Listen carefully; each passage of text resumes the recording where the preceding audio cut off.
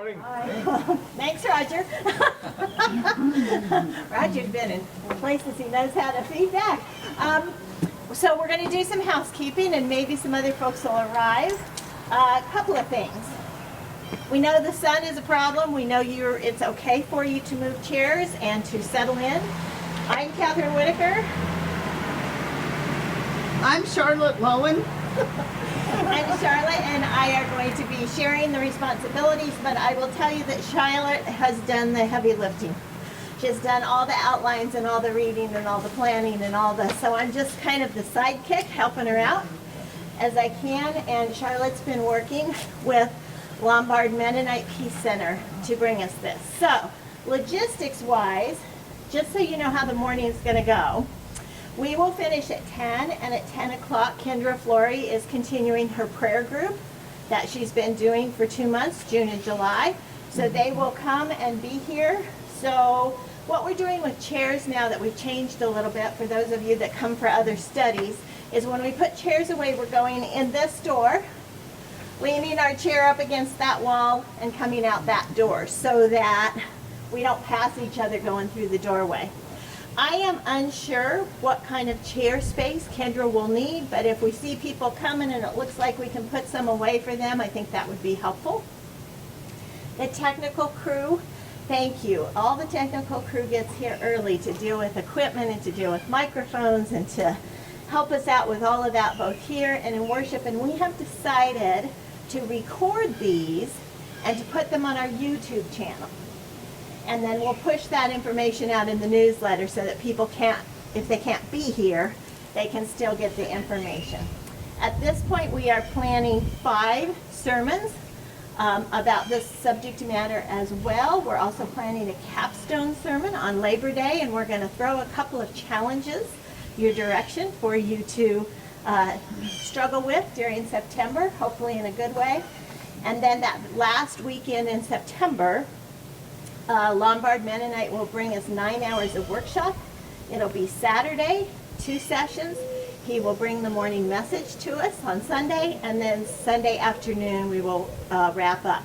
And of course, the way things are looking, they will do that with us virtually. And they're working on that, and we're working on that. And I can tell you, I just did 6 days of virtual workshop with breakout groups, and there were a lot of us, and it worked like a charm. It was great. I mean, other than getting screen weary, but it was great. So I am confident for 9 hours we're going to be in good shape to get this accomplished. Ground rules. We only have an hour. So our plan is to bring you the material. Charlotte will do the teaching. This morning at least, I'll do the filling in around the edges of all that information.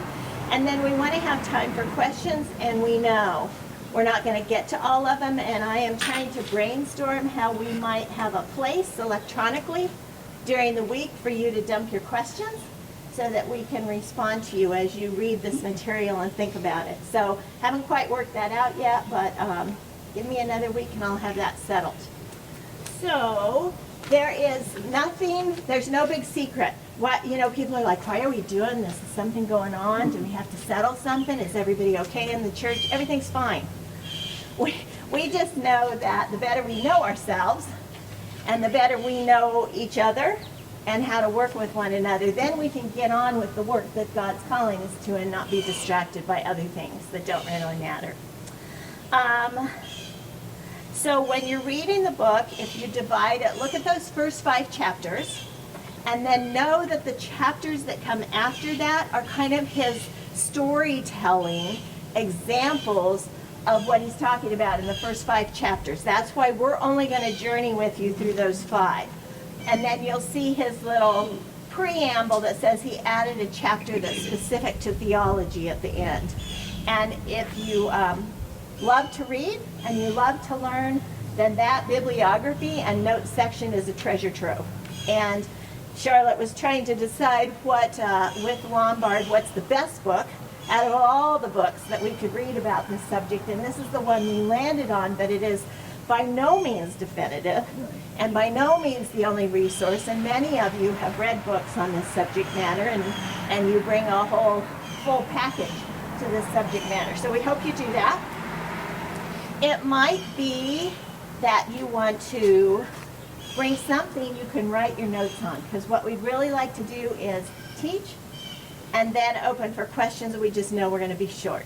So if you have something that's personal to you that we don't have to handle, maybe the back of your book or a piece of paper or something that you can do that with. Let me think. Questions, just being respectful. You know, if you can think of passing the talking stick, if you have that talking stick and you've talked and you watch your time, like annual conference floor, and the red light goes on, finish your thought and just know that somebody else needs to pick up that stick. I think that's all I'm going to cover. You guys are smart. A lot of you have been doing book studies this way. Not everybody knows everybody, and so I'm going to out Bill and Lois Groves because the rest of you may know each other, but they are here this morning and making a transition to McPherson. So we are excited about that, and we know that in your process that you are going to be grieving as well as you open a new chapter to your lives. So we empathize with that journey because it's going to be. So let me, you will hear this. You can, if you stay for Kendra's worship, just watch worship later. That's the great thing about this. You can just go to the YouTube channel and watch worship later at any time that you want to. We had a glitch somewhere in July when we had that horrible, horrible storm, and our equipment got knocked off big time. And by the time we could figure out what was going on and get everything replugged and rerouted, it was too late to push it out. But I think the plan is, if we haven't yet, Eric, the plan is to archive, we recorded it, so we can reload that into YouTube so that it'll be there. We just couldn't, we had a Sunday, we just couldn't push it out because of technical. So, do you want this whole scripture read? Sure. Charlotte? You're willing to do it. It's the definition of a system. It is. It is the definition. So this is out of 1 Corinthians. Paul, writing to the people in Corinth. It is so familiar. You could probably, some of you who are deep into the Bible could probably say it by rote. So it starts with with verse 12. For just as the body is one and has many members, and all the members of the body, though many, are one body, so it is with Christ. For in the one Spirit we were all baptized into one body, Jews or Greeks, slaves or free, and we were all made to drink of one Spirit. Indeed, the body does not consist of one member but of many. If the foot would say, because I'm not a hand, I do not belong to the body, that would not make it any less a part of the body. And if the ear would say, because I'm not an eye, I don't belong to the body, that would not make it any less a part of the body. If the whole body were an eye, where would the hearing be? If the whole body were hearing, where would the sense of smell be? But as it is, God arranged the members in the body, each one of them as God chose. If all were a single member, then where would the body be? As it is, there are many members, one body. The eye cannot say to the hand, I have no need of you, nor again the head to the feet, I have no need of you. On the contrary, the members of the body that seem to be weaker are indispensable, and those members of the body that we think less honorable, we clothe with greater honor, and our less respectable members are treated with greater respect, whereas our more respectable members do not need this. But God has so arranged the body, giving the greater honor to the inferior member, that there may be no dissension within the body, but the members may have the same care for one another. Because if one member suffers, all suffer together with it. If one member is honored, all rejoice together with it. Thank you. You're welcome.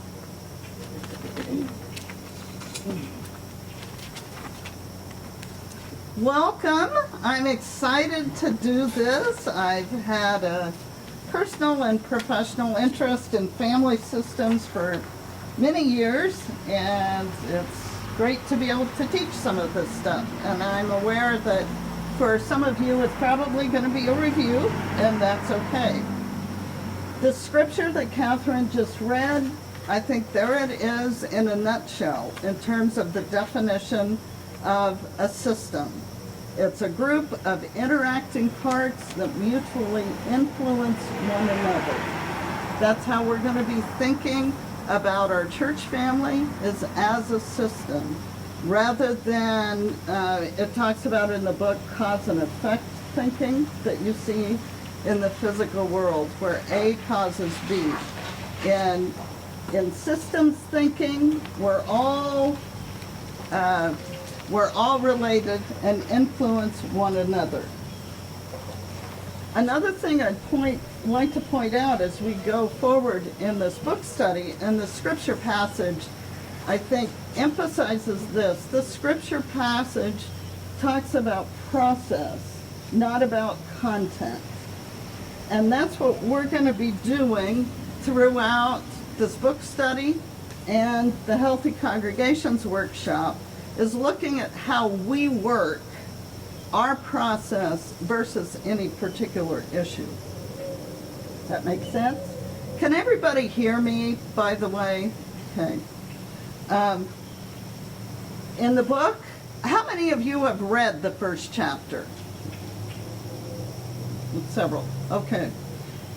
One concept that is discussed in the first chapter is the concept of homeostasis, that dynamic equilibrium. That is patterns that regulate the functioning of our system, of any system.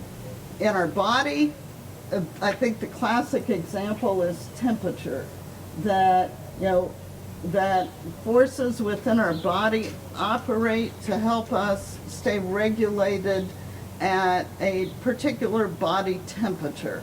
And if you have more questions about that, you can ask Dan afterwards. So we need patterns and continuity, but we also need to be flexible.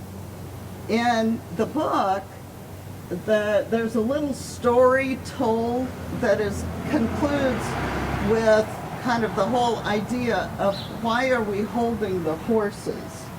And basically, if you haven't read the book, it just is reference to something that is happening that no longer fits.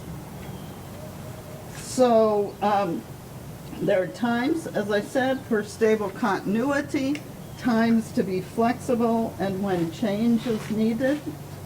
This book study and the Healthy Congregations workshop is an opportunity, I think, for all of us to look at what patterns are working and what needs to be changed. Some of you know that I'm a real Brethren history junkie, and so I was really excited to try and include something from Brethren history in each of our presentations for each Sunday. And I realize as I look at this group, I'm pretty much preaching to the choir, so you can all correct me later if there's something that I've missed. I'd like to talk a little bit about plain dress in the Church of the Brethren as a why are you holding the horses type of issue. And I'll explain this further. So the early Brethren, as some of you know, were very focused on the importance of primitive Christianity, the whole notion of imitating the pre-Constantinian church, the early church, with simple obedience to Christ and his ordinances, unity in Christ, and pretty strict boundaries, very strict boundaries between the church and the world. The early Brethren even talked about the idea of the order of the Brethren, which really referred to kind of a oneness in belief and practice. My understanding in reading various histories and from some of my classes is that the order of the Brethren was never really specifically like written down as to what it was. It was something that everybody was kind of supposed to know, but it included a oneness in dress. And in fact, the early brethren looked more like the Amish. The Mennonites were more flexible than the brethren with dress. So many forces disrupted the sense of conformity and maintaining the rigid boundaries between the brethren and the world. For one thing, as is today, in the West, the brethren are more scattered, and as the early brethren migrated west, it was harder to maintain cohesion, both due to the growing physical size of the group and due to geography. By the mid-1980s, annual conference enacted even stricter guidelines on dress. They got more rigid as they got more anxious over not being able to maintain unity. That is a theme that will come up again and again in a variety of ways in this book study, that when we get more anxious, we tend to get more rigid. Another factor that influenced the brethren was higher education. In the late 1800s, the focus turned more towards learning things in the world, therefore more worldly. The brethren were also influenced by evangelicalism in the later 1800s and early 1900s, which also led to being out in the world more. And as many of you know, I think Daniel Vanneman, whose descendants certainly have connections here, Alan Van Asselt would be a some degree of great-grandson of Daniel Vanneman. Daniel Vanneman was one of the early leaders of missions in the Church of the Brethren. Another factor that contributed to thinking differently about plain dress was M.G. Broombaugh. M.G. Broombaugh was a governor of Pennsylvania. He was a politician at a time when brethren were not supposed to be politicians, at least historically had not been involved in politics. He was also a church historian and wrote a history of the Church of the Brethren. And after being at Bethany, I discovered that M.G. Broombaugh is not thought of as the most stellar church historian in the Church of the Brethren, and that he wrote the history to some degree to maybe meet his needs. And he talked about no force in religion, and the early brethren, the very early brethren, when they talked about no force in religion, it referred to the state not being able to force you to believe a certain way. M.G. Broombaugh turned no force in religion on its side to mean more that you should not force the individual within a group, in this case the brethren, to believe a certain way. And so individuality of belief was elevated with more emphasis on kind of a direct individual approach to God, which we could argue the theological merits of that some other day. But that was another thing that really contributed to this shift. And the theological emphasis on primitive Christianity, sameness, and separation from the world fell away, and plain dress lost its meaning. It became a "why are you holding the horses" issue. As I mentioned earlier, this is something to think about as we move forward within our church. Are there some "why are you holding the horses" types of issues? According to family systems theory, emotional systems have tension between individuality or separateness and togetherness. You see this in families, you see this in work systems, you see this in denominations. You also see this in theology. And as you look at Brethren theology, although I think it's an overstatement to say there's a complete tension between the streams of influence of pietism and Anabaptism in the Church of the Brethren, one could, I think, argue certainly that pietism pulls towards the individuality force and Anabaptism pulls towards the togetherness force. And we can talk about that more if you want to later. We will be talking more about the tension between separateness and togetherness in later sessions. Chapter 1 concludes with introduction of the concept of self-differentiation. This concept of differentiation of self will come up throughout the book and will be elaborated on over time. I would encourage you, I think it's on page 12, there's a little summary of some aspects of self-differentiation.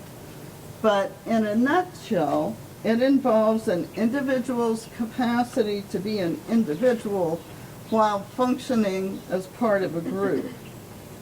Another way of saying this is it refers to the ability to act for yourself without being selfish and to act for others without being selfless.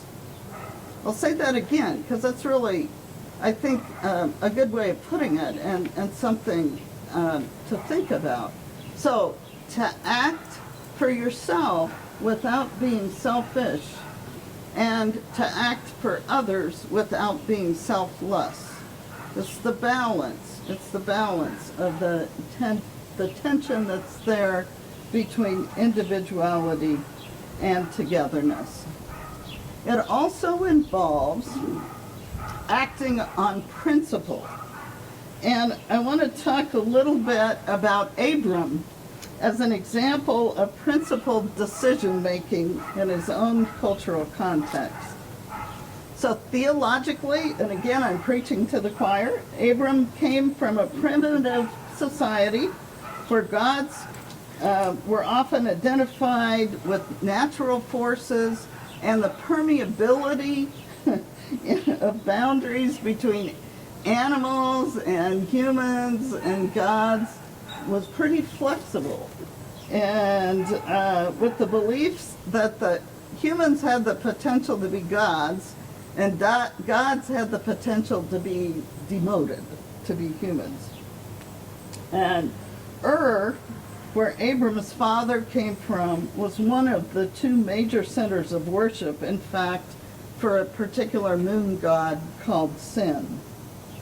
Sociologically, in Abram's day, the family was the source of law, morality, safety, and security. It was unthinkable to up and leave.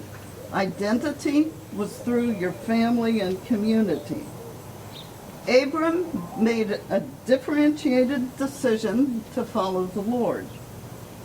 The Lord said, "Go from your country and your kindred and your father's house to the land that I will show you." And Abram said, "Okay." Although I'm not sure that last verse is actually in the Bible, but Abram went. And the point is that you don't have to leave everything that's familiar to be differentiated. And in fact, kind of a reactive leave-taking is a sign of less differentiation. But rather, Abram heard the call and followed his call, and he also remained connected to his wife, who went along, and his nephew, in the context of this call. So at this point, I think that I'll stop. Kathryn, where are you? Do you have any other concluding comments before we open this up to discussion? No. Okay.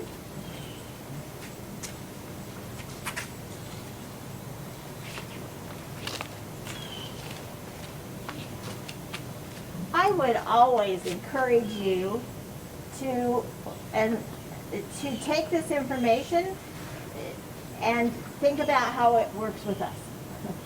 Think about how it works with you individually. Think at how it works in your extended family.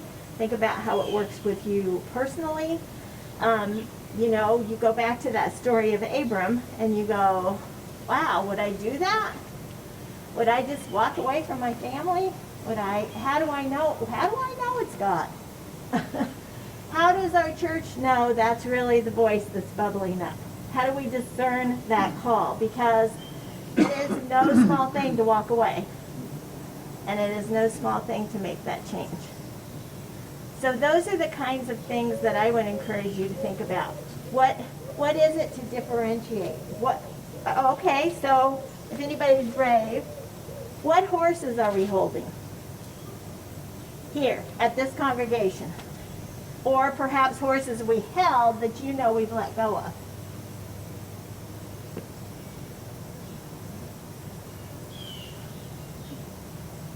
I remember the air conditioner discussion. Do you remember that? Who remembers the air conditioner? You guys weren't here, you weren't here. Leela remembers.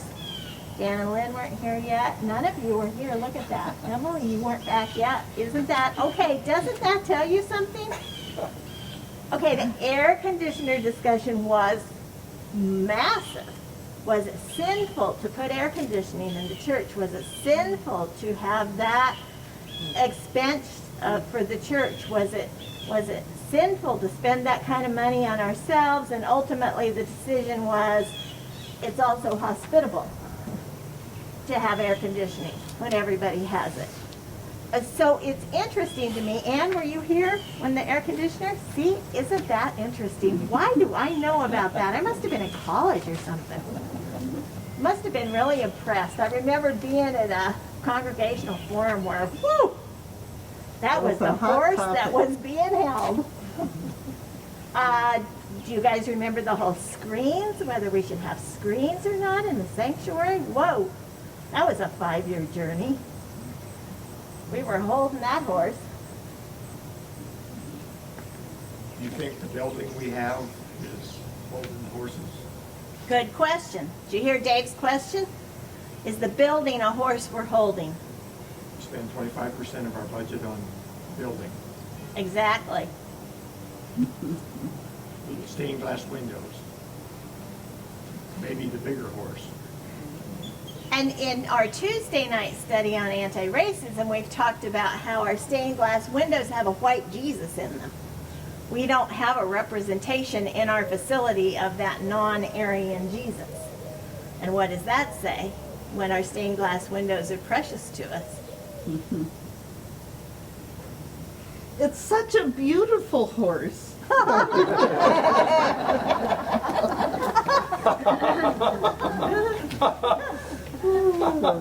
It is indeed, Charlotte. And it still rides well, right?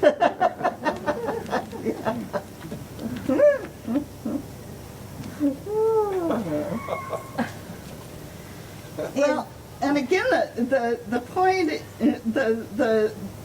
point of thinking in systems terms again is thinking about the process, Right. about how we manage change and sameness.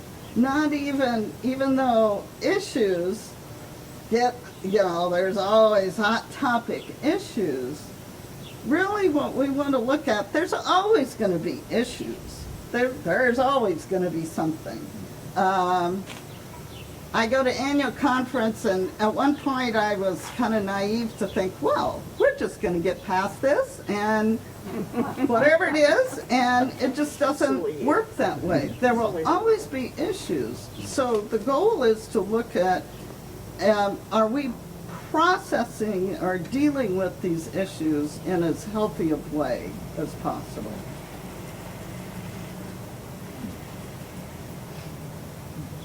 And I can tell you from the pastoral perspective, over and over and over again, you know, people have hard stuff in their lives. You all know it. You've all had hard stuff in your lives. And it's about not the what, because we're going to have hard stuff. It's not about the what, it's about the how. How do we journey through it? How do we get to the other side of whatever that is that slams us into the wall? Because we all get our turn. And as a church, that's a really important question. How do we journey through? Which in my mind makes us different, I hope, than our corporate brothers and sisters. And I think that's where I hear people get so discouraged with church.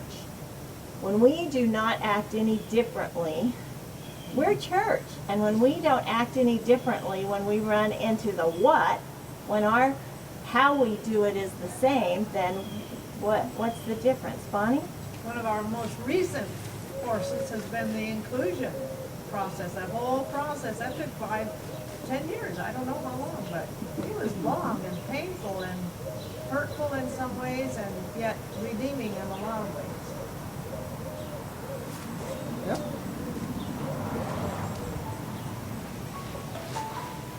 Spoiler alert to the Healthy Congregations workshop is that Kathryn talks about the how, and one thing the presenter, Richard Blackburn, will be talking about is the importance of staying calm.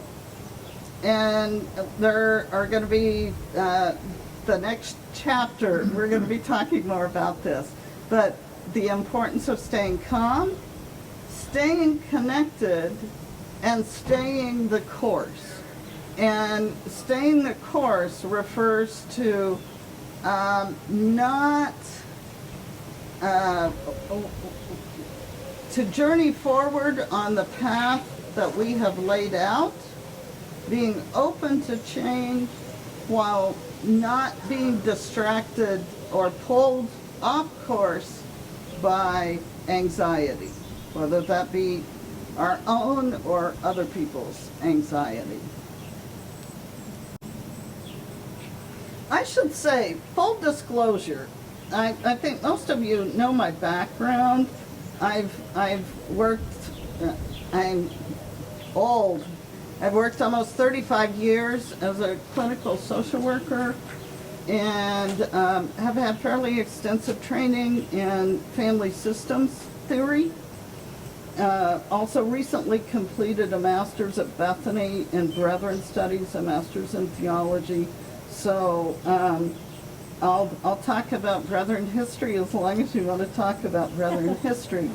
But the Lombard Mennonite Peace Center, who will be holding this Healthy Congregations workshop, I'm quite familiar with them. I was on the board for 5 years, and they came and did a pretty extensive kind of church intervention in the church, the Mennonite church Stan and I were going to in Minnesota. So that's how I was first kind of exposed to them. And I've been to several of their Healthy Congregations workshops, so I kind of know what to expect. If you have further questions about that.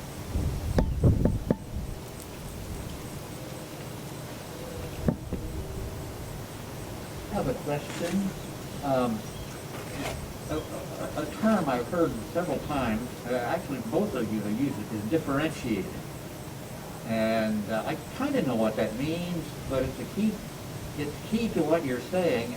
A little bit of elaboration of what differentiated means would help me. Okay, and it means, it kind of goes back to how well you balance those forces. In family systems theory, there's the idea that there's kind of this tension between individuality and togetherness, and how well you balance those forces. The idea is that differentiation of self is on a continuum. None of us are there. It's not like one day you achieve it And I know Richard Blackburn would say that we're probably all way lower on that continuum than what we would like to think. But it is a continuum, and I'm not sure what more to say at this point, because the book kind of builds on some other concepts that play into differentiation of self. And it has to do with how we manage our anxiety. For example, in the Healthy Congregations workshop, we're going to be getting a book. Each participant will be going home with a book, and he does a really nice job. There's a really great handout on differentiation of self. There are things also later in the book that kind of make a comparison of behaviors that might point towards less differentiation and behaviors that point towards more differentiation. So think of the Exodus story and think of when Moses is trying to do it all. And he's making himself crazy. He can't do it all. He's trying to answer all their questions. He's trying to lead. He's trying to be judge. He's trying to do all that. And the suggestion is made, you know, Moses, you don't have to do it all. You can set up other judges who can take some of this burden off of you. And you can share the wealth of the leadership to the peoples of Israel. And Moses has to think about that. And he ultimately sets up that system so that he can be clearer about who he is and how he is best gifted to serve the people. And then he can let those people who are gifted serve in kind with the groups they're with. So he differentiated himself enough to know how he could best serve, how others could best serve, and yet they were all the people in the wilderness still on the journey. They were still all together. So him having some help from an outsider to say, hey, Moses, how about sharing this a little bit, was a real clear differentiation of self and gifts that happened.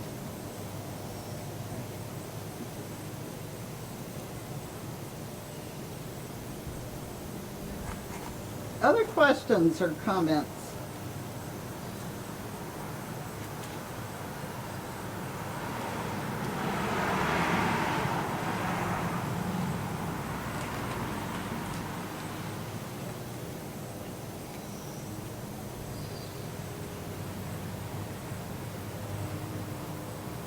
Does this stuff make sense? Does it seem relevant?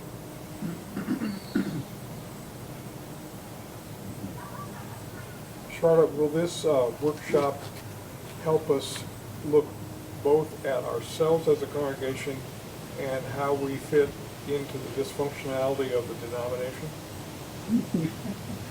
If we want to do that, we certainly could. Yeah. Yeah.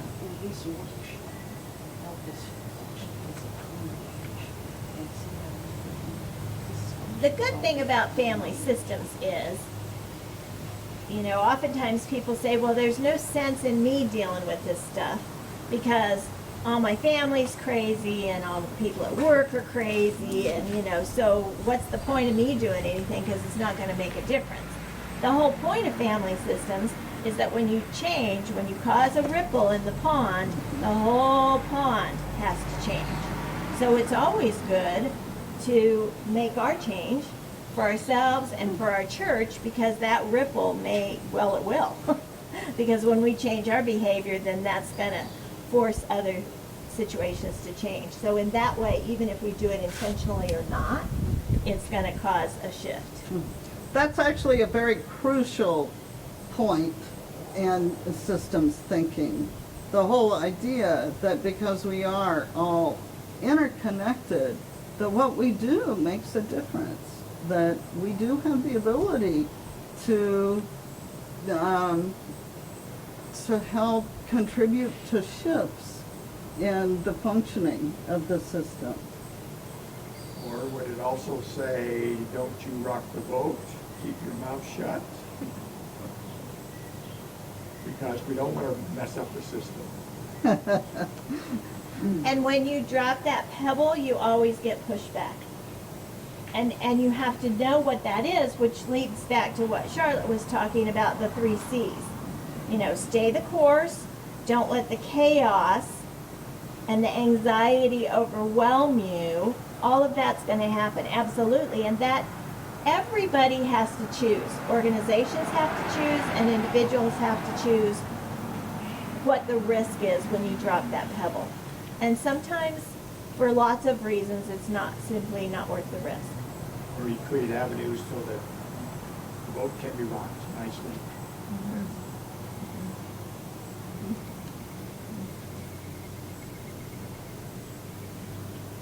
Well, and then knowing that you can change only yourself first. And understanding that, yes, tension is a good thing. Water has to have tension. Water is a good thing. Water is life. So tension is good. Get used to, there is going to be tension in any place where 2 people are together.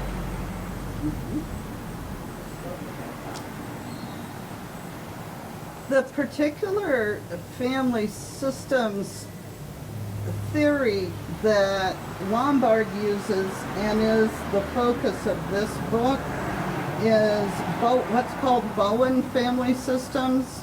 Murray Bowen was a psychiatrist. He's been gone since about 1990 something. At one time he was at the Menninger Foundation in Topeka, then ended up at NIH or somewhere back east, and developed this whole theory of family systems that others have then built on.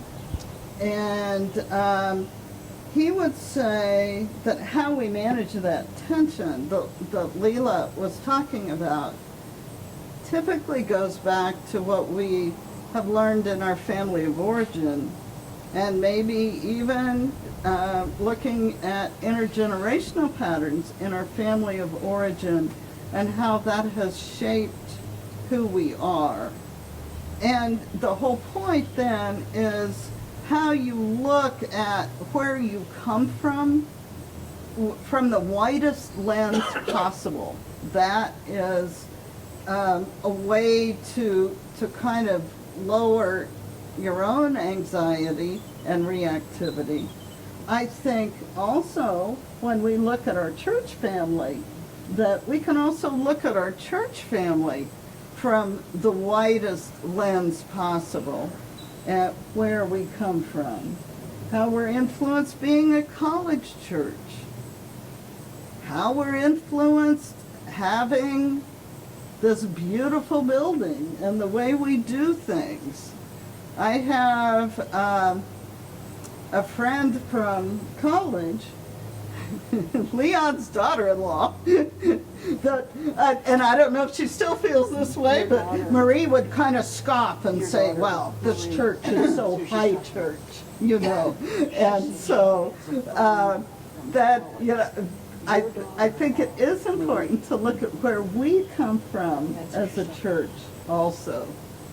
And I don't think Marie would mind me quoting her about that. I don't know if she still feels that way even anymore, but. Seems to me that basic to finding out who we are, either as an individual or as a group, is so dependent on communication.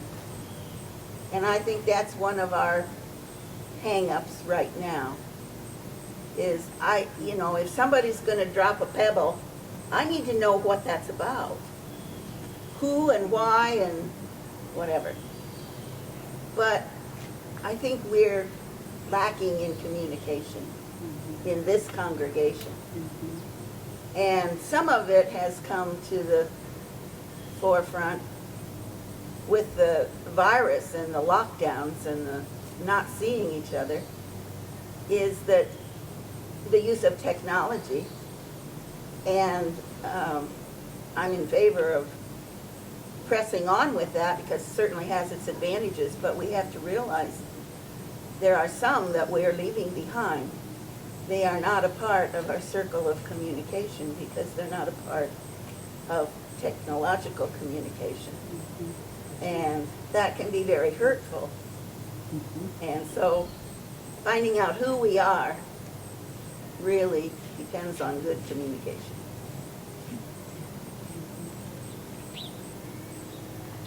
I think that's a really important topic for us to continue looking at, too, is communication. Because with the size of our group, on one hand, do we all need to know everything that's going on in everybody else's life? You know, we all need to have boundaries.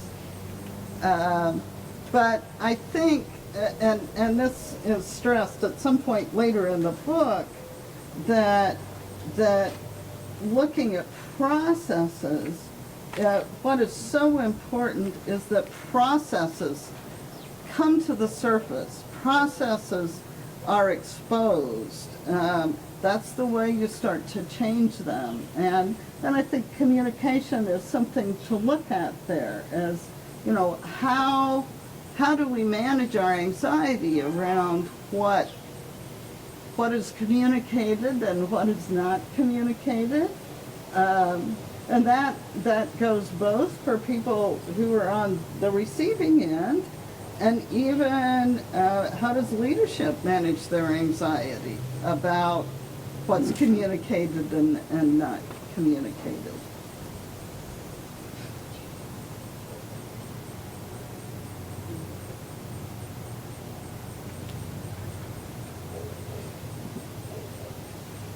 Other questions or comments? I wonder if the people that are gathered here, as I look around the circle, almost everybody here has spent time away from this congregation or come in to this congregation.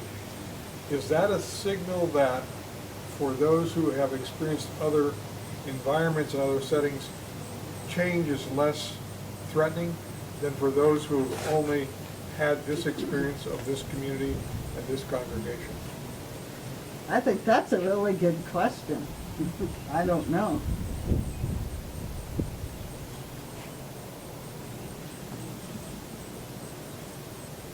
And that makes me wonder, that makes me want to grab the list and look down through and see how many of those cradle to grave people there are. Not many, is my guess.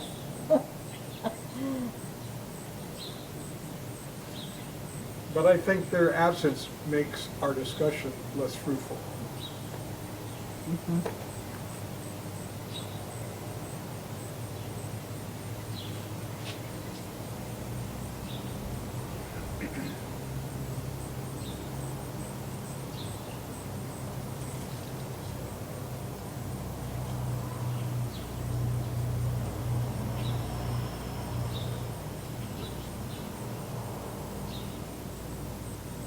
Other thoughts?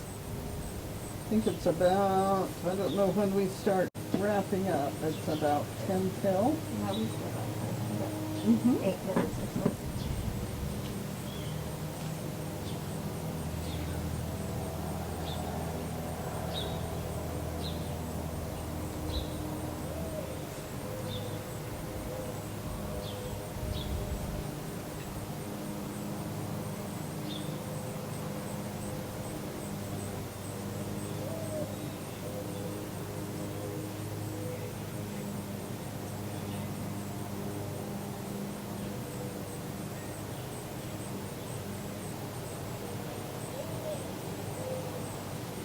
If you guys don't have other questions, I'm going to start talking about Brethren history.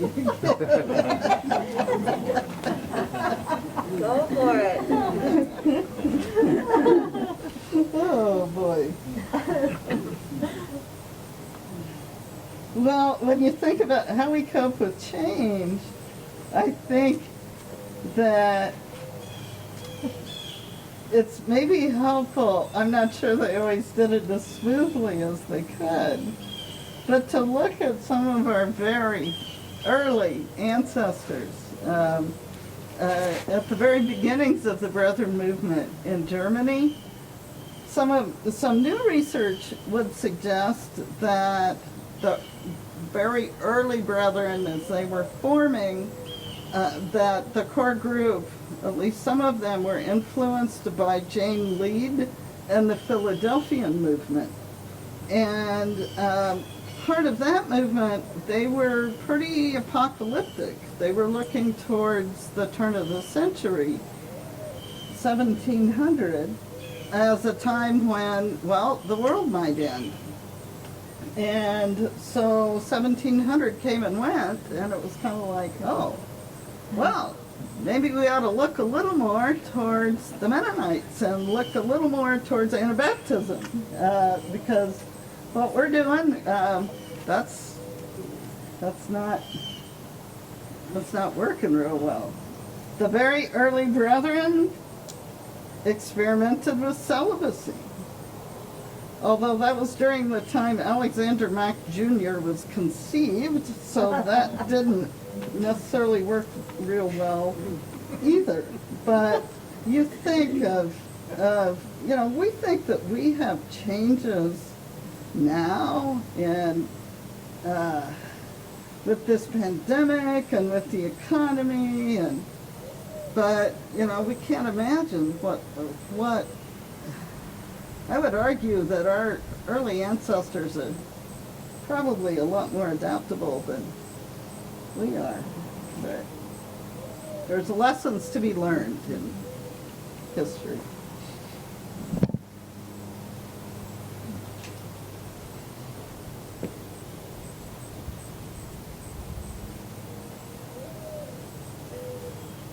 Spoiler alert for next week. If you're interested, read the book of Jonah. It's 4 chapters.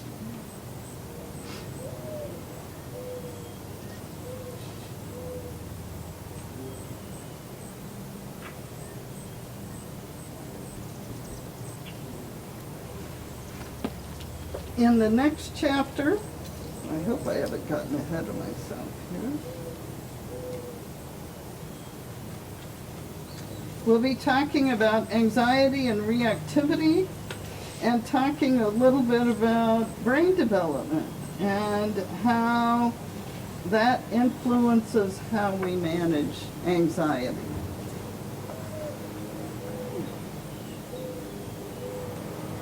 I think it's Or pretty- not. Or not, that's right.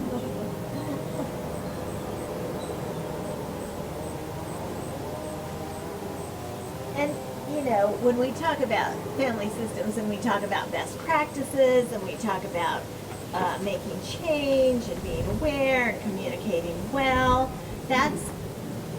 everybody also has their best behavior and their worst behavior. And it's not about being good or bad, it's about what kind of stressors are at play in their life. So, there are some times when I mix with my family of origin and I think, Lord Almighty, how many therapists have I gone to and how much time have I spent and how many dollars? And in a half a second, I can get tripped off by something that I know I should not get hooked by. I know I should not react to in my family, and I'm just going down that path in half a second. And oftentimes when we're together, we've traveled, we're stressed, we're tired, people are sleeping on top of each other, dancing around bathroom space, dancing around food space, dancing around kids and grandkids who are behaving or misbehaving, granddogs, grandcats. It's just, bedlam. So we're not all at our best. And so I think about church right now, and I think about as we try and be our best, and we all try and bring our best to the table and be positive, there's a lot of stress going on people's lives. And I have heard, as I look in this room, I've heard many of you say, okay, so for me, not a lot has changed. I have my house, I have where I live, I've had my career, I have my income that I have from my career, I have with my retirement. Yes, my togetherness has changed, my community has changed, But the younger people in our congregation, it's crazy trying to go to work or not go to work and juggle kids that are going to be in school or not going to be in school, and people getting sandwiched. It's just crazy making.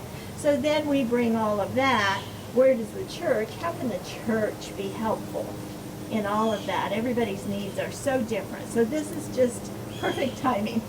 It is just perfect timing to be doing this work. To remind ourselves and to offer each other grace. To just constantly, to be positive and to offer each other grace, because it's crazy. Well, and the other piece of that is to keep in mind. I've said that so much in the last couple She's of glad weeks. you know that. Yeah. I said it makes you thankful you're old. You don't have these problems. Yeah. I mean, the most frustrating thing for me was my family not being willing to come in the house because we were old. I mean, Marla and Paul just about forbid the kids to come in, and I said, you brought me here to raise them, I'm going to be with them. We'll sit out in the yard and have lunch once a week, but I'm going to be with them. So she didn't say anymore, because, we came from the East Coast. We didn't pick McPherson and Mound Ridge to be part of our lives when we were growing up. Sorry, Kathryn, to shock you like that. But all of a sudden, you're left alone, because Paul and Marla said, we don't know for a week whether we've been exposed. I said, then you guys stay away, but don't keep the kids away. And that was my big tough thing. That and trying to get to Sunday service the Sunday you said it wasn't there. Yeah. We spent 45 minutes trying to get it on, and finally I said to Dale, the heck with it, and I went upstairs. And the guys that were on their hands and knees upstairs unplugging and plugging, they weren't saying nice things. No, they weren't. And I kept saying, man, why can't we have a system where we can just have it on our computer?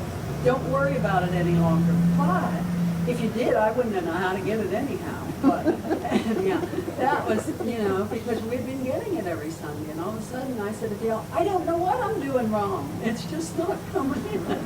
Yeah, it was funny. Talk about anxiety and all our phones. Those guys were up there crawling around and everybody's phone was blowing up. Ping, ping, ping, ping. We know! I was so happy to hear you say that first thing today. Okay, we weren't the only one. Well, maybe one more thing, I would encourage you all to think about too, I suppose, in conclusion here, is, what Kathryn's saying, looking at what all we bring when we come to church. And then on top of that, and the book mentions this, we sometimes have way higher expectations of how our church family functions compared to the rest of our systems that we're a part of. And I guess I would challenge you on that. Yes, we certainly do, if we're going to be the hands and feet of Christ, need to have high expectations on one hand. But on the other hand, we're also a group of humans that come from, we all have our own stuff, like you say, that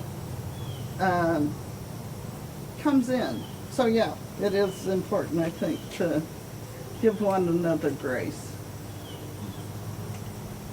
So what we've been saying on Tuesday book studies is if it's pouring rain, don't come. So we will see you here next Sunday, same time, same place.